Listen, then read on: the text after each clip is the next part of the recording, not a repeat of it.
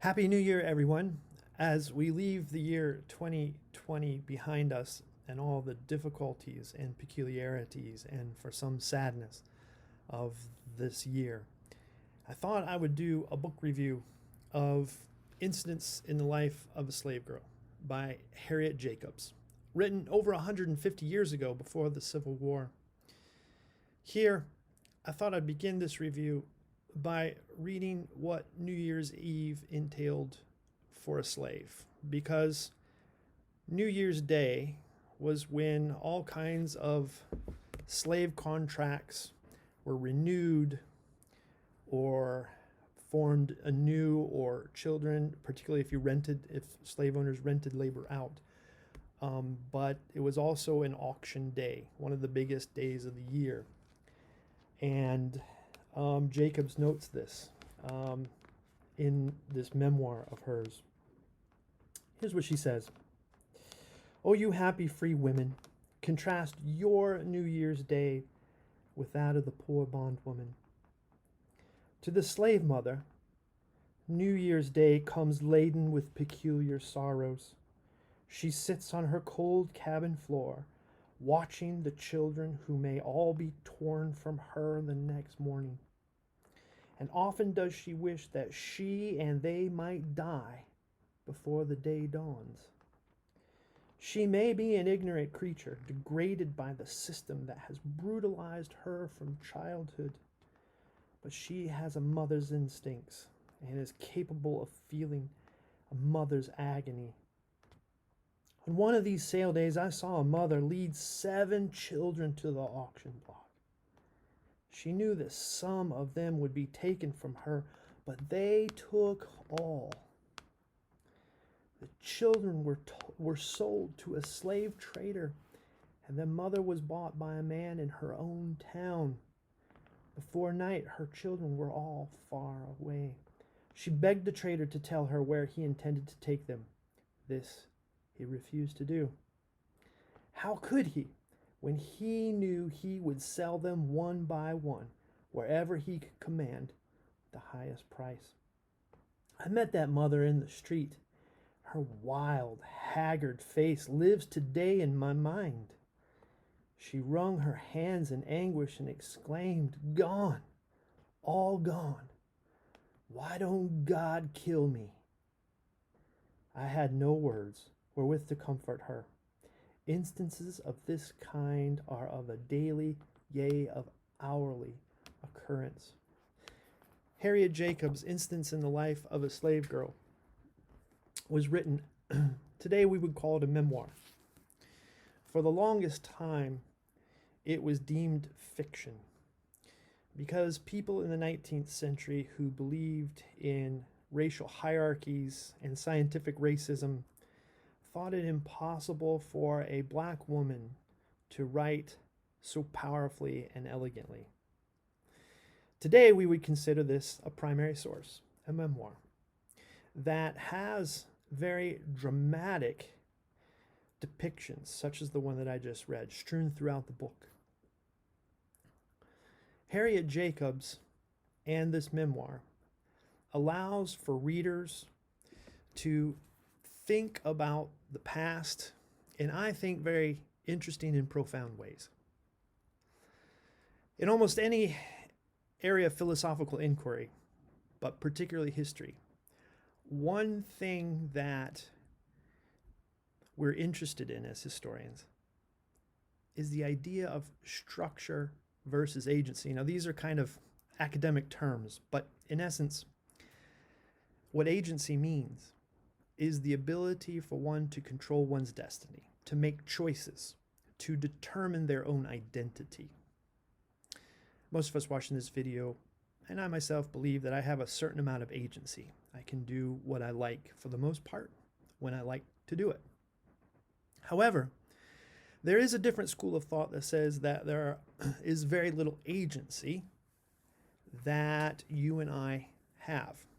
And that is because society prohibits that. Society has built structures that control the way that we think. So these structures could mean religion or capitalism, but they also could be race or sex or gender or class for that matter. And the idea of structure is that we don't really get to make our own choices. We don't determine our own identity. Society does that for us.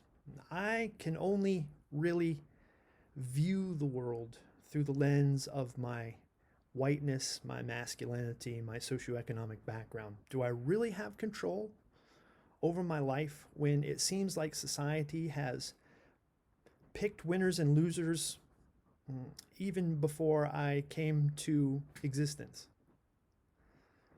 This is a debate that historians have with each other, with the public, all the time. What makes history? People's choices or the social structures that are in place that give people the illusion that they're making choices, but are actually just conforming to societal norms? Now, what I think makes this book, Instance of Life of a Slave Girl, so interesting is it's a case study in a lot of ways of this very debate about structure versus agency. A question for us to think about. Do slaves have agency? This is a pretty dynamic and powerful question because of any social structure that was legal and created, particularly in the American system.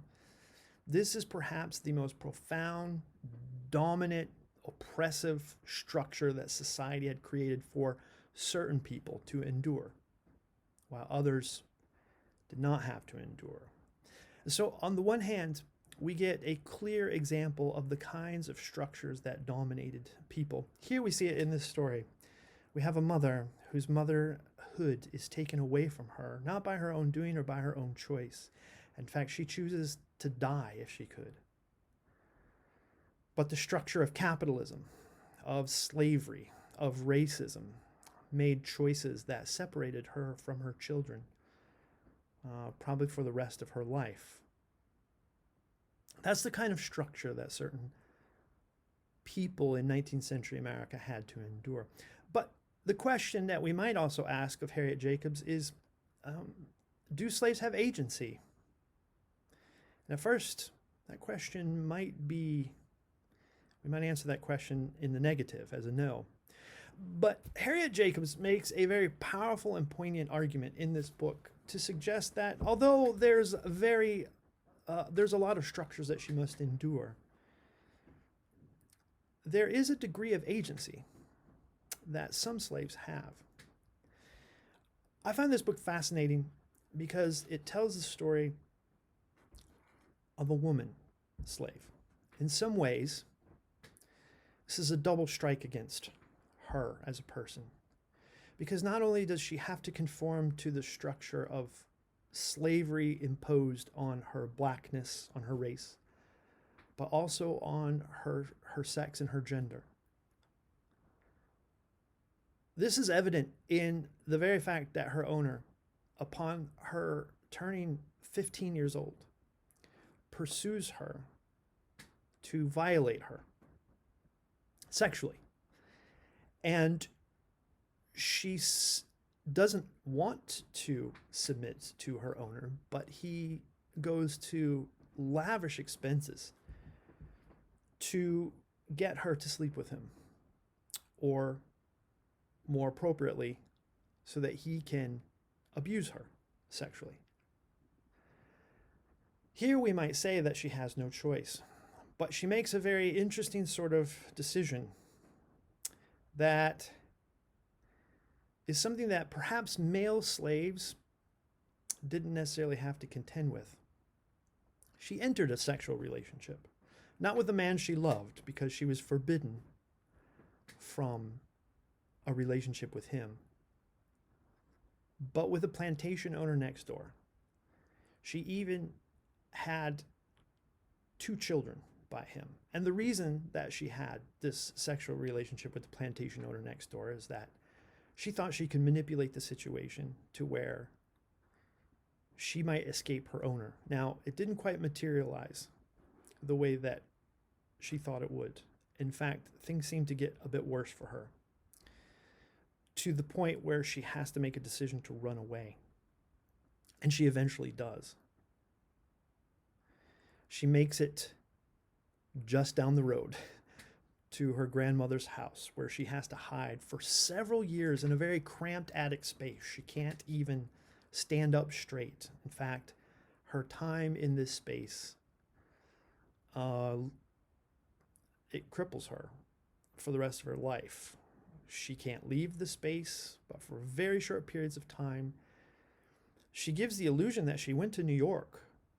She even fabricates letters from New York to get her owner to believe that she has run away to New York, but she stays on nearby so that she can keep tabs on her children.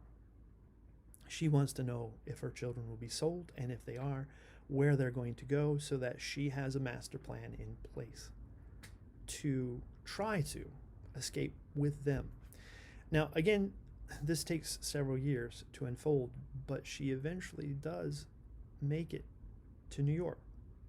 And she eventually is able to reunite with her children after an incredible amount of anxiety and running and hiding and fear that her owner may try to, particularly after the fugitive slave law is passed in 1850, may come to the North to recapture her, if you will. What's fascinating about this book, I think, is it does, from a first-hand account, suggest that there are very limited forms of agency that slaves have, and more research is suggesting this. We know now that slaves, even who don't run away but are on the plantation, are doing everything they can to slow down the production of work on the plantation, pretending that they're ignorant, not following directions correctly, not doing the work that they're supposed to, in these sort of non-confrontational rebellions, mini rebellions, if you will, that are happening on the plantation all the time. Scholars are more and more finding this kind of behavior all the time. As oppressive as the structure of slavery is, there are little moments of agency, of choice, that people can execute on their own. This goes a long way to suggesting that people like Abraham Lincoln, the President of the United States, didn't necessarily free the slaves. He was important. Politicians were important to draft laws, the 13th Amendment, before that, the Emancipation Proclamation. But some of the key abolitionists were not these white Protestant New Englanders, although they had a role to play too, but were oftentimes slaves themselves, who were doing the work of making the institution of slavery slow, inefficient, and problematic. Now, we can look at all kinds of slave narratives to learn all kinds of interesting things, but Instance of in the Life of a Slave Girl by Harriet Jacobs does a brilliant job of describing this kind of experience for women, which, by the way, is the key to the story.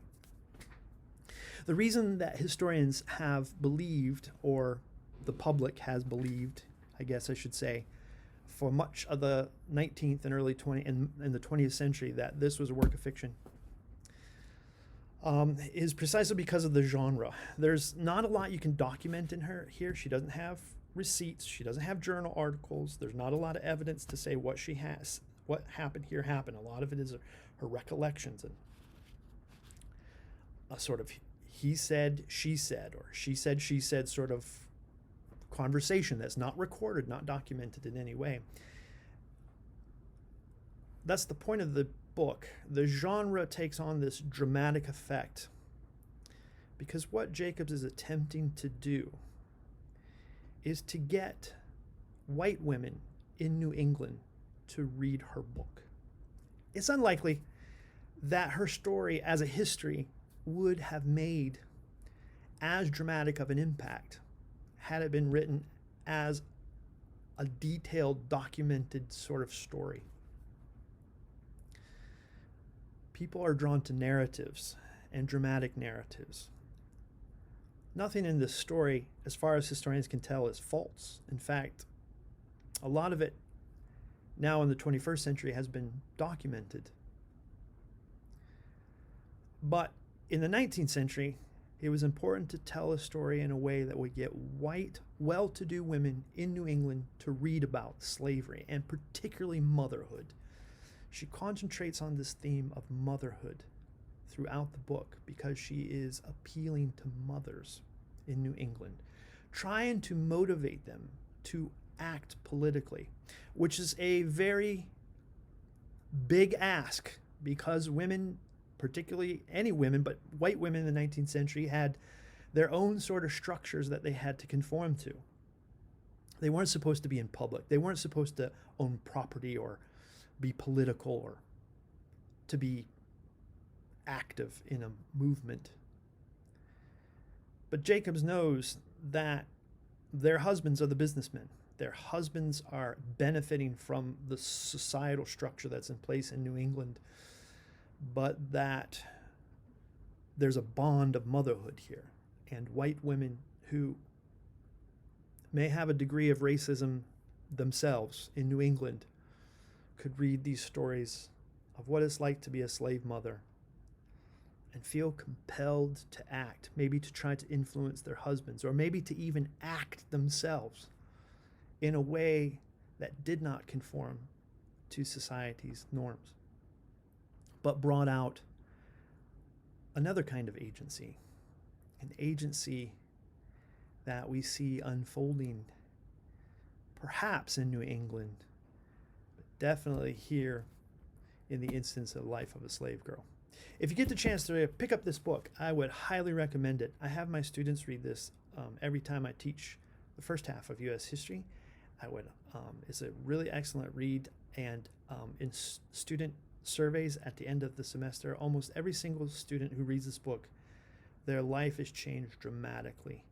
They were unaware of some of these events. They say that everybody, I'm quoting, I'm paraphrasing, but from some events, they say that everybody should read this book, and I would agree with them.